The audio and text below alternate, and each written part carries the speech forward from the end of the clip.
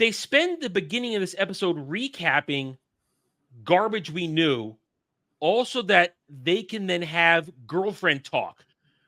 Well, in the TARDIS. yes. But here's the thing, and I started pointing this out.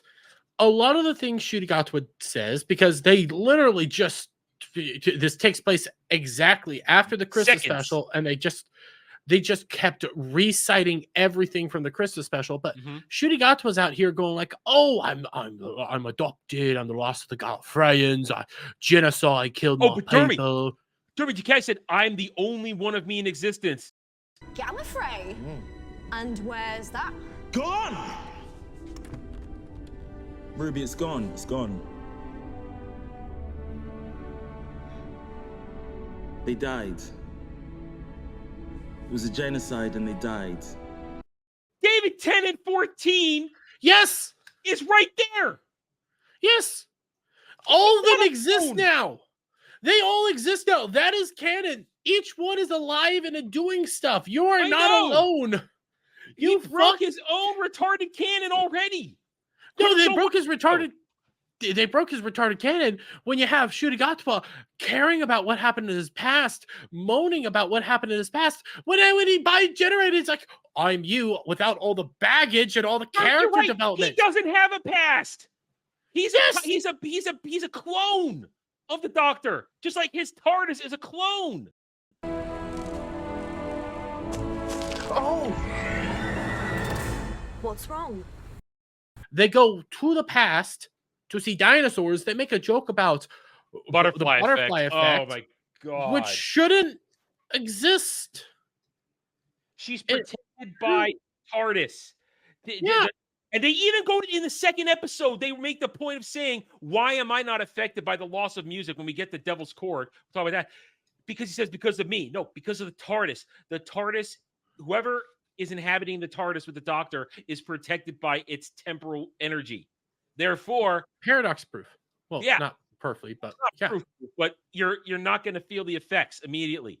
So when she steps on that butterfly, she should not transform into Lizard Girl. Was it Lizard? Whatever. You get it. Yeah, she shouldn't change. She shouldn't be able to do that. That's retarded. You're protected. And then you go inside and go like, oh, butterfly effect. The butterfly. Oh, I'm going to make the adjustments for a butterfly. Shut up. Just shut up.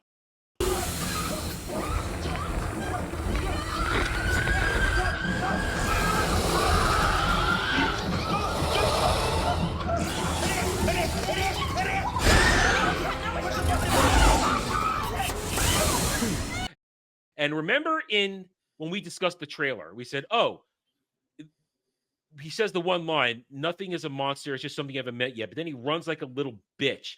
And then he has to complain about why he's afraid.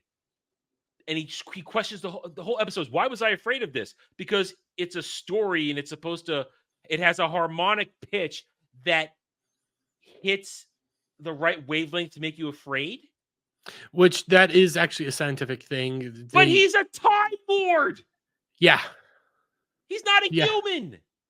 He's not a human, but he has similar human physiology. It gets complicated, but you're right. It shouldn't affect him that way. Babies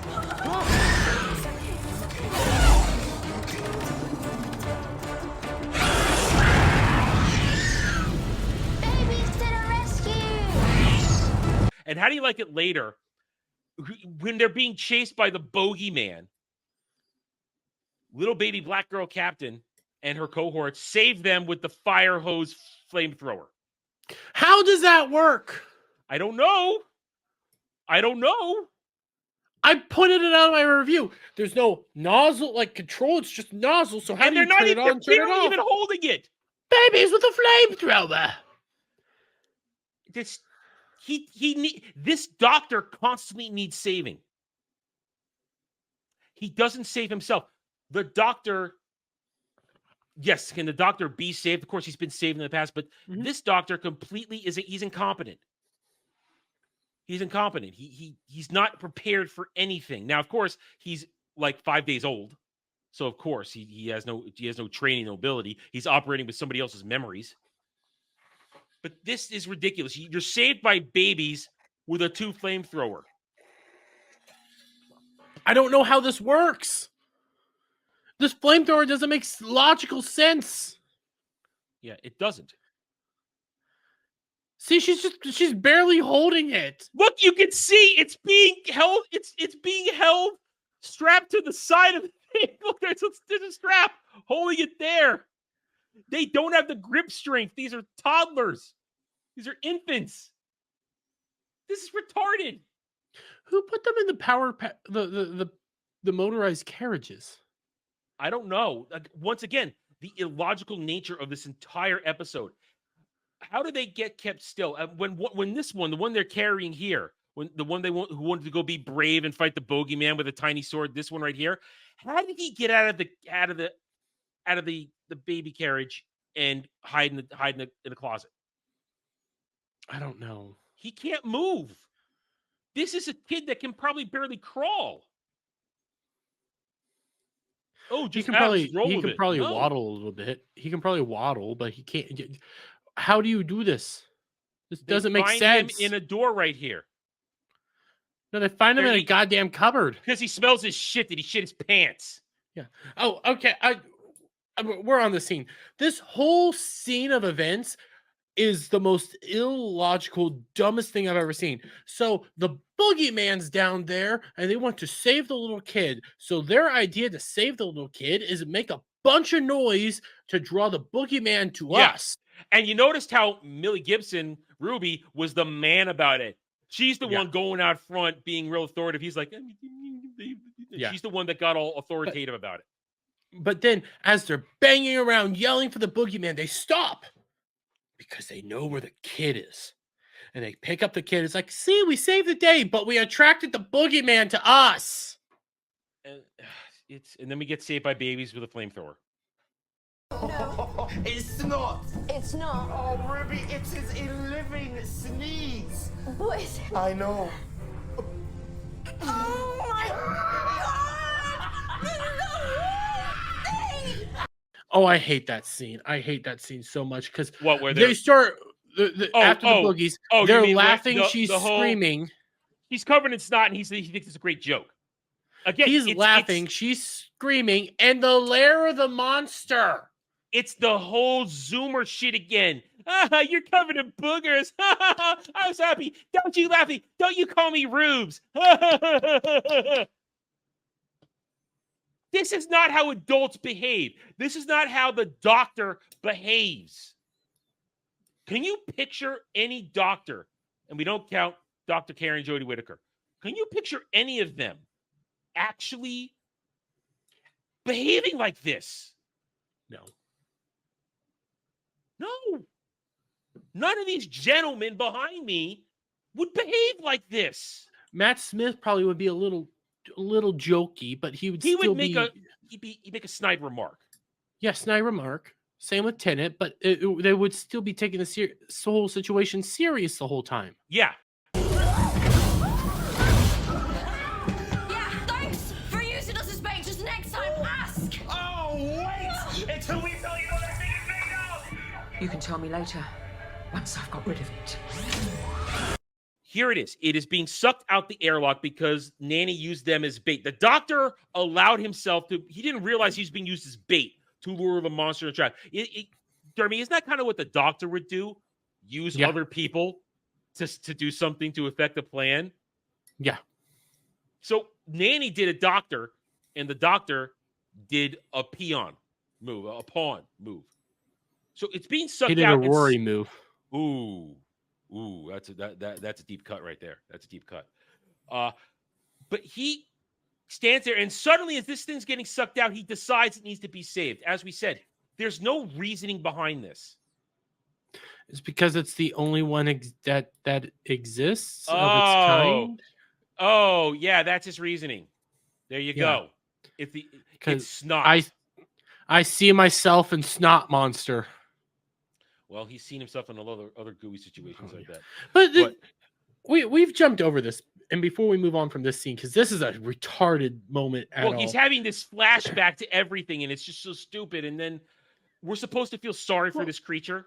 I don't. Go back to the reason all the humans left. They ran out There of was money. they ran out of the recession. government was in a recession, so they Yeah. decided to shut down the stations, but it was illegal to turn them off.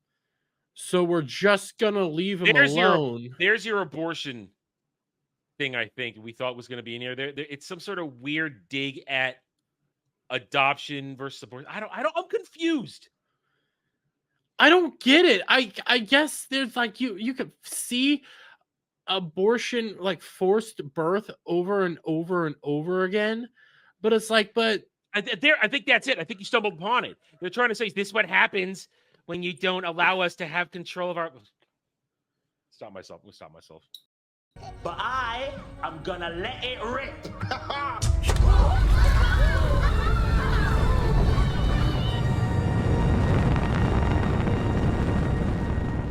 then hey, we want to go to Here this it one comes. planet that accepts a bunch of refugees.